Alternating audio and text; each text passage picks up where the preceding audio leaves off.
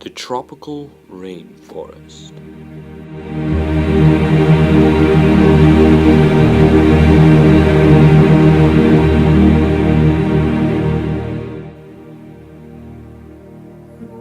It's home to thousands of species who thrive in the deep tropical forests, who rely on the abundant plant life and the warm temperatures to survive and thrive.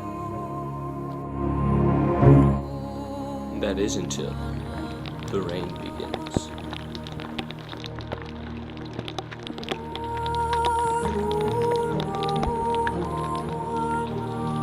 For 10 months out of the year, rain pours relentlessly, giving animals and plants nowhere to hide.